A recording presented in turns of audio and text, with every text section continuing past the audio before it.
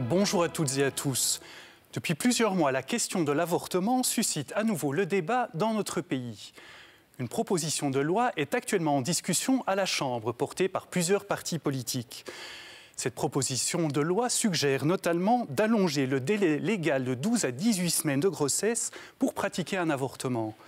Elle supprime également toute sanction pénale pour les femmes qui ont recours à une IVG. De leur côté, les évêques de Belgique, mais également un certain nombre de médecins et de citoyens, en appellent à un débat de fond sur cette question, en particulier celle du caractère humain du fœtus. Aujourd'hui, nous vous proposons d'aborder certaines de ces questions avec nos deux invités.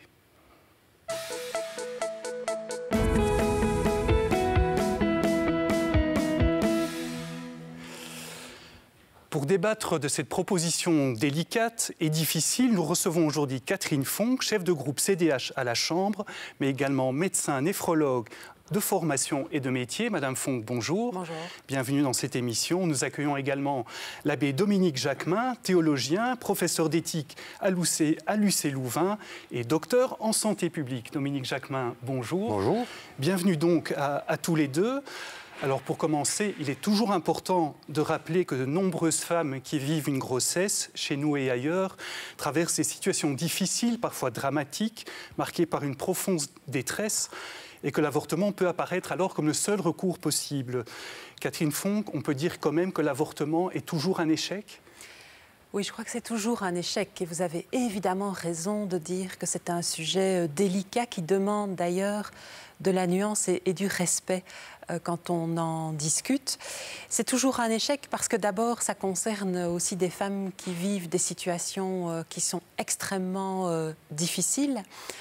Difficiles parce qu'il y a des problématiques sociales particulières, parce qu'il y a des problématiques aussi de violence, parce qu'il n'y a pas non plus la grossesse est indésirée, donc il n'y a pas de projet parental. Et c'est un échec d'abord parce que dans le fond, on est dans une grossesse indésirée et que l'objectif, il aurait évidemment mieux valu éviter cette grossesse indésirée, mais aussi un échec parce que dans le fond, ce n'est pas un geste banal, ce n'est pas aller simplement se faire opérer de telle ou telle petite chose sur le plan médical, et parce que, quoi qu'on l'en dise, les femmes en fait qui subissent des avortements vivent des situations qui, pour un certain nombre d'entre elles, sont éminemment difficiles avant, pendant et même après l'avortement. Alors de son côté, l'Église catholique défend le droit à la vie pour tout être humain, d'ailleurs depuis sa conception jusqu'à sa fin naturelle. Son discours sur l'avortement paraît d'ailleurs souvent dur, voire intraitable, Dominique Jacquemin. Mais qu'est-ce que ça veut dire quand l'Église dit que... plutôt, est-ce que ça veut dire que l'Église n'est pas sensible à la détresse des femmes ? Non, enfin, moi je crois évidemment que l'Église est sensible à la détresse des femmes, et des femmes, je dirais pas simplement précarisées, comme vous l'avez dit, autour d'un projet de naissance d'enfants. Moi, je pense que le rôle de l'Église, moi j'aime beaucoup l'expression d'Alain Thomasé quand il dit, mais finalement, elle a peut-être une fonction de veille. C'est-à-dire de veille dans un État démocratique, je pense qu'il y ait une pluralité de discours, pas de discours unique, essayer d'ouvrir le débat. Donc c'est vrai que son discours, voilà, du début jusqu'à la fin de vie, c'est le respect de la vie, que c'est un discours qui est socialement difficile à entendre pour certains, mais je pense que si elle ne le rappelle pas, ça sera tout à fait absent du débat social. Mais pourquoi insiste-t-elle justement sur cette valeur inaltérable de la vie humaine dès la conception ? Parce que je pense qu'il y a plusieurs raisons. Il y a la raison de la continuité du devenir humain, il y a des arguments théologiques, vie sacrée, vie donnée, et puis je pense que la vie humaine est un tout, et qu'on ne peut pas la parcelliser. Alors en Belgique, la loi dépénalisant partiellement l'avortement date de 1990. En 2018, les conditions pour pratiquer une IVG ont été élargies. Catherine Fonck, en quelques mots, que dit la loi actuelle sur l'avortement en Belgique ? Aujourd'hui, l'avortement est légal, mais à condition qu'il soit réalisé dans les... Alors, on parle souvent des 12 semaines de conception, parce que dans la vie de tous les jours, on ne parle pas en semaines de conception, et donc ça correspond à 14 semaines d'aménorrhée. Et d'ailleurs, en 2018, il y a eu une extension de 6 jours en cas de demande d'avortement qui se situait juste à la dernière limite, c'est-à-dire avant ce fameux délai donc de 12 semaines de conception, c'est-à-dire de 14 semaines d'aménorrhée. Et donc aujourd'hui, le délai pour avorter, le délai légal est de 15 semaines d'aménorrhée. Ça, c'est lorsqu'il n'y a pas de raison médicale, puisque un avortement, pour des raisons médicales, que ce soit pour la femme ou bien pour le fœtus, des raisons médicales graves bien sûr, un avortement peut alors intervenir à tout moment de la grossesse. Et ici, dans la proposition de loi qui est discutée maintenant à la Chambre, les grands enjeux qui sont sur la table, c'est à la fois la proposition, c'est vrai que je suis la seule francophone à m'y opposer, mais de tous ces partis, c'est de vouloir étendre l'interruption volontaire de grossesse jusqu'à 18 semaines de conception, ça veut donc dire 20 semaines d'aménorrhée, c'est-à-dire qu'on est largement dans le 5e mois de grossesse, sans aucune raison médicale, mais aussi de dépénaliser, on y reviendra peut-être tout à l'heure, c'est-à-dire de ne plus en fait prévoir de cadre strict pour s'assurer que la loi soit respectée. Alors pour vous, Catherine Fonck, 20 semaines d'aménorrhée, 18 semaines de grossesse, c'est trop long pour pratiquer, c'est trop tard pour pratiquer un avortement? Alors 20 semaines d'aménorrhée, il faut bien se rendre compte de ce que ça représente. C'est un fœtus qui alors fait 20 cm, il fait 500 grammes, c'est un fœtus qui gigote. Donc je dis toujours, c'est un peu comme si c'était un mini-bébé, d'abord et avant tout dans le ressenti de la femme. Et donc oui, je trouve que les choses vont trop loin. Autant on peut entendre que dans des situations délicates, difficiles, on l'évoquait il y a un instant, il y a un équilibre qu'il faut pouvoir trouver entre la femme face à une grossesse indésirée, face à des situations parfois extrêmement difficiles, et que donc un avortement survienne dans un délai qui soit raisonnable, autant à ce stade-là de la grossesse, le fœtus est à un stade de développement qui est déjà très avancé. Il y a un développement aussi neurosensoriel, donc ce n'est pas quelques cellules les unes accolées aux autres sur le plan médical. Et donc, ça va pour nous beaucoup trop loin. C'est vrai aussi, je pense, pour la femme, parce que dans des avortements tardifs, c'est un tout autre geste que dans un avortement qui surviendrait à 8 ou à 9 semaines. Médicalement, techniquement, humainement aussi pour la femme. Et on le sait, il y a également d'ailleurs des risques que ça puisse mettre à mal des grossesses ultérieures et qu'on ait des questions de stérilité qui soient beaucoup plus fréquentes à cause d'avortements qui se feraient de manière tardive. Alors, un élément qui est largement absent du débat actuel autour de l'avortement, ce qu'ont souligné aussi les évêques de Belgique, qui en appellent un débat sur cette question, c'est le caractère aussi humain donc, du fœtus. Alors, Dominique Jacquemin, à côté des convictions philosophiques ou religieuses relatives au commencement de la vie humaine, est-ce qu'il y a des arguments scientifiques, entre guillemets, pour dire que la vie humaine commence vraiment à tel ou tel moment ? Est-ce qu'à un moment de la grossesse, on peut dire avec certitude, voilà, là, on est vraiment en présence d'un être humain? Moi, je pense qu'il y a des arguments au niveau de l'individuation cellulaire. Pour moi, c'est un premier argument, mais je pense que Mme Fonck a déjà presque répondu à la question. Oui. C'est-à-dire, quel est le caractère sensé de cette question qu'il faille aujourd'hui affirmer qu'à un moment donné, il y aurait un être humain. Moi, je pense qu'on fait l'expérience d'une continuité dans le devenir humain. Et je pense que pour moi, la question, s'il faut l'ouvrir dans le débat sur l'interruption de grossesse en termes de semaines, je pense qu'on va déraper pour d'autres thématiques liées à d'autres questions de bioéthique. Et puis je pense que c'est aussi intéressant de dire voilà, que même l'Église ne répond pas à la question de la science. Elle dit qu'il faut qu'il soit considéré velut est persona, comme s'il était une personne. C'est-à-dire qu'il y a une continuité, finalement, du développement de ce fœtus qui, à un moment donné, c'est presque le bon sens, quoi. Une femme qui commence à sentir son fœtus, c'est pas un fœtus qu'elle est en train de sentir, c'est un enfant. Donc, quel serait le sens de ce découpage pour dire là, ça est, et là, ça n'est pas? Moi, je pense que la question, elle n'est pas à relever dans le registre de la science. Alors, pour terminer sur cette question du délai de 18 semaines, un argument avancé par ceux qui plaident pour cet allongement, c'est de dire que bien, chaque année, il y a entre 500 000 femmes belges qui vont aux Pays-Bas pour pour subir une intervention, une interruption volontaire de grossesse. Comment réagissez-vous à cet argument? Donc c'est un argument pour dire qu'en Belgique aussi, il faudrait allonger ce délai. Alors, donc effectivement, il y a une estimation. Je dis une estimation parce qu'on n'a plus de chiffres et d'analyse des chiffres maintenant depuis 2011, ce qui est évidemment très problématique et inacceptable, qu'on n'ait pas au moins attendu cette évaluation avant d'avancer. Mais il y a une estimation de 500 femmes qui iraient chaque année se faire avorter en Hollande parce que ce serait pour une demande d'avortement qui arriverait de manière trop tardive. En fait, personne ne sait pourquoi exactement et toutes les raisons pour lesquelles elles vont peut-être en Hollande. Et notamment, il semble que certaines y vont aussi pour des questions de discrétion. On sait aussi d'ailleurs que des Hollandaises viennent se faire avorter en Belgique. Donc, tout ça pour dire que quand on présente cela de façon un peu brute de coffre en disant 500 femmes vont en Hollande, il y a peut-être des nuances à y apporter. Deux, on ne peut évidemment pas être insensible à ça. C'est-à-dire que ces 500 femmes, en tout cas personnellement, je pense que ce qu'il faudrait absolument faire, c'est de savoir pourquoi elles arrivent à ce stade de la grossesse pour solliciter un avortement. Il y a peut-être des réalités extrêmement difficiles. Je pense par exemple à un déni de grossesse en cas de viol. Ce sont des situations qui sont évidemment dramatiques. Et je pourrais entendre que l'on puisse se dire, voilà, il y a peut-être des réflexions à apporter là-dessus et peut-être des réponses à apporter. Mais par contre, prendre cet élément-là, puisque ça représente 3%, et puisqu'on a un petit peu étendu maintenant le délai de grossesse à 15 semaines d'aménorrhée, ça veut dire moins de 2% maintenant des avortements qui sont concernés par une demande tardive.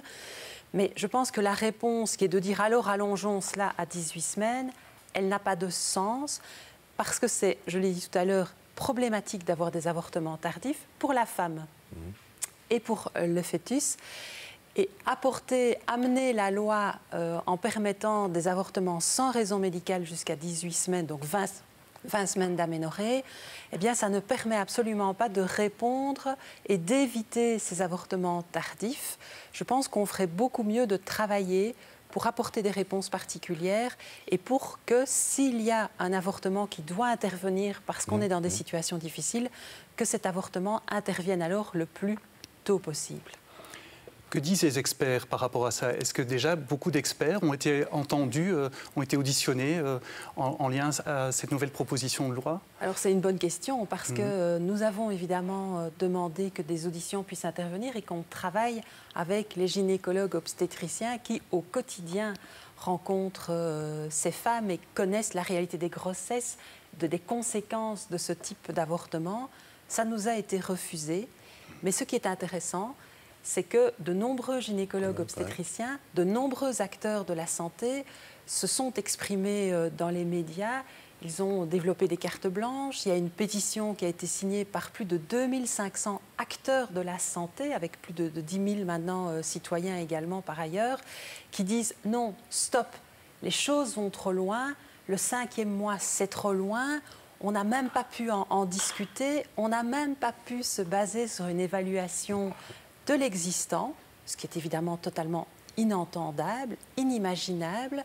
Il n'y a plus de chiffres analysés depuis 2011 et on n'a même pas attendu de voir l'impact de la nouvelle loi qui a été votée en 2018 et qui justement permettait de tenir compte comme ça de demandes d'avortement qui arrivent de manière un peu tardive.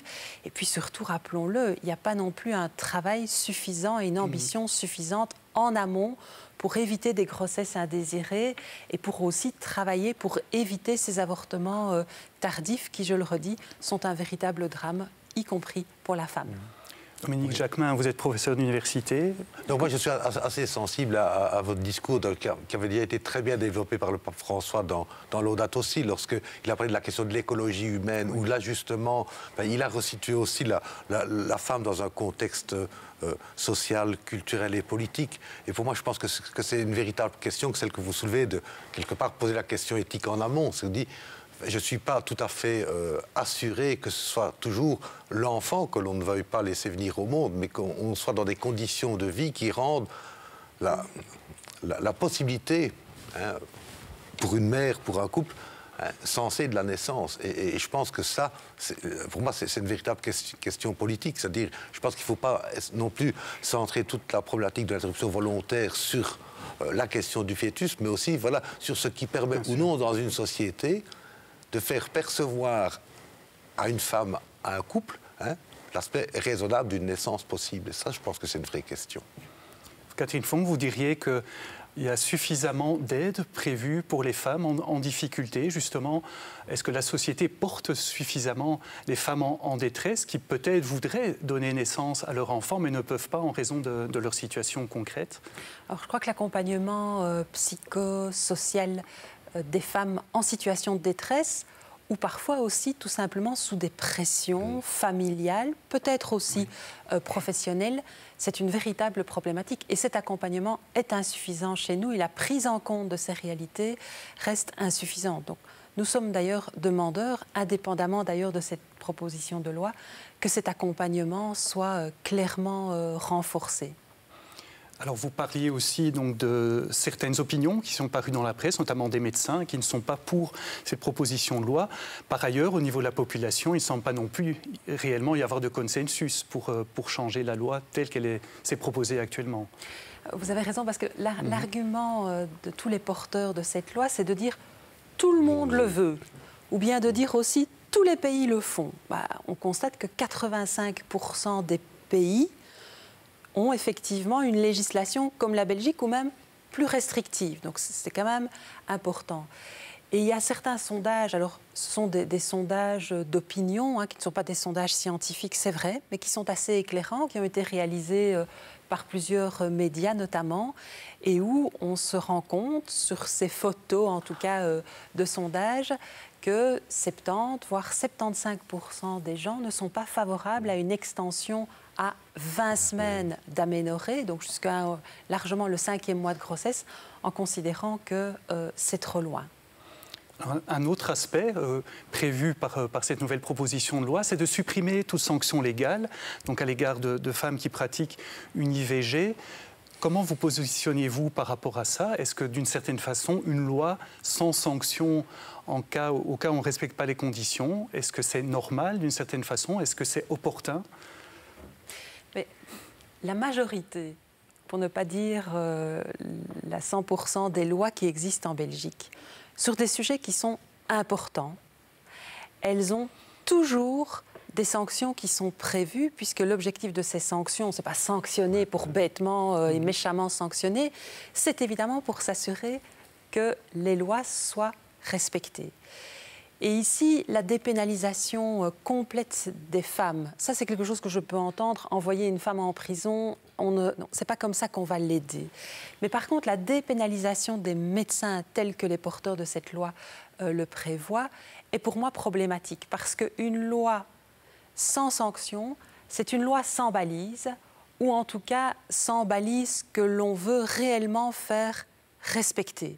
Et donc c'est problématique, parce que rien que sur la question du délai dans lequel peut intervenir un avortement, ça pourrait évidemment signifier que demain, ce délai de 18 semaines de conception, donc de 20 semaines d'aménorrhée, dans le fond, il ne sera même pas respecté. Et donc que des avortements sans raison médicale pourraient alors intervenir plus tardivement, sans qu'il y ait quoi que ce soit, et clairement, sans que cette loi alors ne permette plus un équilibre entre la réalité de la femme, mais aussi la réalité du fœtus qui doit continuer, à mes yeux, à être prise en compte, surtout à un stade de développement de grossesse aussi avancé.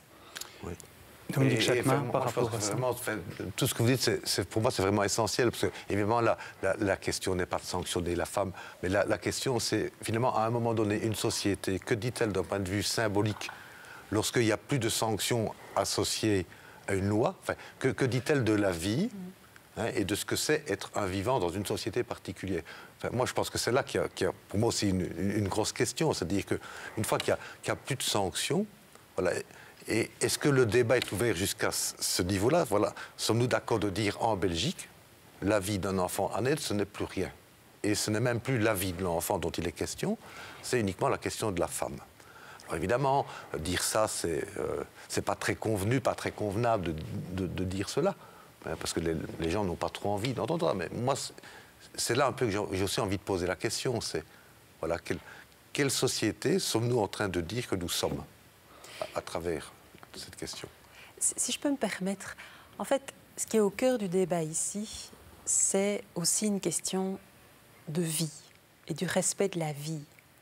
Non pas, je le redis, qu'on voudrait évidemment dire que dès le premier jour de la grossesse, il ne peut pas être question d'imaginer un avortement. Non, parce qu'effectivement, il y a aussi la réalité de la femme qu'il faut pouvoir prendre en compte. Mais à l'inverse, les auteurs et les porteurs de cette loi disent « mais de toute façon, ça n'a pas d'importance parce que le fœtus n'est pas viable ». Mais en fait, leur argumentaire, c'est d'abord et avant tout de dire que dans le fond, on s'en fout parce que ce fœtus n'est même pas considéré comme un être vivant. Ils considèrent que c'est juste le corps de la femme, la liberté de la femme, comme si c'était une excroissance du corps de la femme. Mais dans le fond, un fœtus, c'est un être tiers. C'est-à-dire que ce n'est pas seulement le corps de la femme, il y a son utérus qui est concerné, mais ce n'est pas une excroissance de l'utérus. Et quand on me dit, dans le fond, le seuil de viabilité, bon, il était à 28 semaines il y a une vingtaine d'années, il est aujourd'hui à 22 semaines d'aménorrhée. Ici, on porte le délai d'avortement à 20 semaines d'aménorrhée. Ils nous disent, pas de problème, le fœtus n'est pas viable. Mais vous vous rendez bien tout de suite compte que les délais de grossesse, ce n'est pas une science exacte, donc on se trompe. Et donc, on va vraiment avoir un télescopage entre le délai d'avortement qui est à 20 semaines et la viabilité qui est à 22 semaines. Et donc, régulièrement, on va se retrouver dans une situation où le fœtus est en fait au seuil de la viabilité, voire déjà au seuil de la viabilité, puisque, en plus, avec l'évolution médicale, ce seuil de viabilité continue à descendre. Par ailleurs, même s'il n'était pas à un stade déjà de viabilité, c'est quand même un être vivant. Et on vit quand même des grands paradoxes aujourd'hui, puisque à la fois vous avez, et je le comprends, de plus en plus de gens qui veulent reconnaître les animaux comme des êtres vivants. Certains veulent aussi même reconnaître les grands arbres, etc., comme des êtres vivants. Et on considérait alors que le fœtus, qui a un cœur qui bat depuis longtemps, qui a déjà un cerveau qui est déjà largement développé, qui a des sensations, qui gigotent dans l'utérus, que ce fœtus ne serait pas un être vivant. C'est quand même des grands paradoxes que l'on vit aujourd'hui. Dominique Jacquemin, après la première dépénalisation de la loi en 1990, l'avortement était alors plutôt considéré comme une sorte d'exception en cas de détresse importante des femmes. On dirait qu'il y a eu un glissement petit à petit. Aujourd'hui, c'est effectivement la liberté de la femme de disposer de son corps qui est mise en avant, ce qu'on comprend. On ne peut pas imposer certaines choses aux femmes. C'est un progrès quelque part de notre civilisation. Pour autant, est-ce que la liberté de la femme peut être considérée comme absolue ? Je pense que la liberté de l'un est toujours liée aussi à la contrainte et de l'existence de l'autre. Ça vient d'être dit très clairement, c'est-à-dire voilà, ce fœtus n'est pas une excroissance du corps de la femme, c'est une véritable altérité, c'est un véritable, me semble-t-il, projet de vie. Et moi, j'ai un peu l'impression aussi, et c'est aussi une des difficultés du débat, c'est que dans la mesure où voilà, on arriverait à cette législation-là, finalement, quel message social va passer? C'est que finalement, un enfant, ce n'est rien puisqu'il n'est pas la véritable question, que la vie, ce n'est rien puisque l'enjeu n'est pas la vie de l'enfant, mais la question de la femme. Donc moi, je pense qu'il y a non seulement l'altérité du fœtus, donc ce n'est pas un droit absolu, il y a quand même, dans certains cas, il y a encore un papa, un père, avec peut-être un projet de couple. Donc je veux dire, voilà, c'est l'affaire de la femme, oui, bien sûr c'est l'affaire de la femme, mais ce n'est pas que son affaire elle quand même. Que pensez-vous, Catherine Fonck, justement par rapport au père? Donc, encore une fois, il peut y avoir des situations très difficiles où donc il peut y avoir des choses qui sont imposées aux femmes. Et par ailleurs, comme le dit Dominique Jacquemin, il y a des projets de couple aussi. Est-il normal que quelque part le père n'ait rien à dire? Peut-être que le père aussi peut prendre aussi certaines choses en charge dans le cas de certaines difficultés.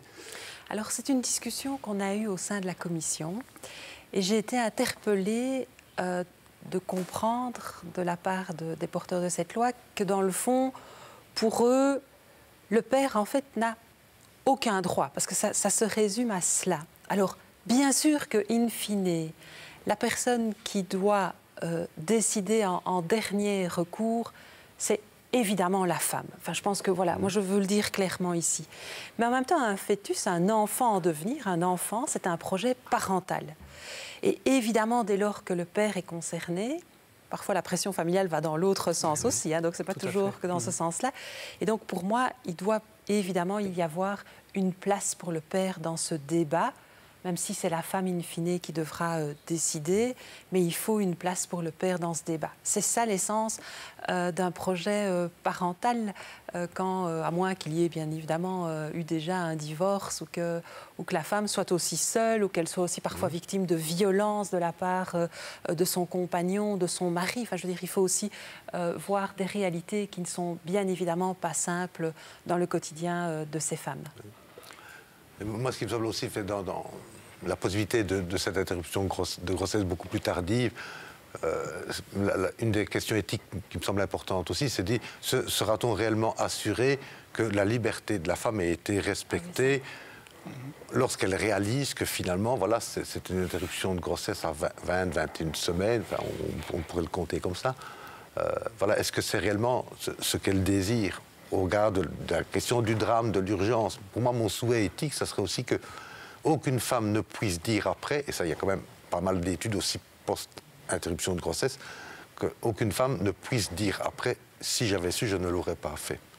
Et je pense que ça, c'est aussi une question qui est un peu absente dans le débat. C'est-à-dire, s'assurer de la liberté du consentement, c'est aussi s'assurer de la réalisation plénière de ce que signifiera cette interruption de grossesse à ce terme-là.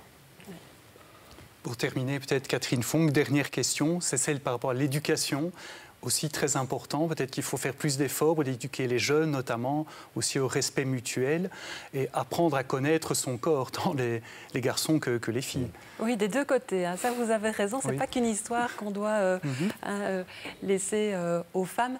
Pour moi, la vraie liberté de la femme, c'est d'éviter des grossesses indésirées. Ça, c'est la vraie liberté de la femme. Et là-dessus, on le voit bien, dans tout ce qui est aussi accès aux moyens contraception, ça reste évidemment insuffisant par rapport aux politiques qui sont menées en Belgique. Il y a certains contraceptifs ou d'autres moyens de contraception qui ne sont pas remboursés. Et on le voit aussi dans les chiffres. On voit qu'il y a une majorité de femmes qui sont concernées par un avortement qui n'étaient pas sous contraception ou avec une utilisation incorrecte de contraception. Donc le débat, il doit aussi se situer là et les mesures politiques doivent être clairement renforcées. Catherine Fonck, Dominique Jacquemin, merci beaucoup d'avoir été avec nous aujourd'hui pour parler de cette question difficile. Merci à vous de nous avoir suivis. Si vous souhaitez revoir cette émission, c'est sur RTBF Ovio ou sur le site catobel.be. Merci de votre fidélité et à bientôt pour une prochaine émission.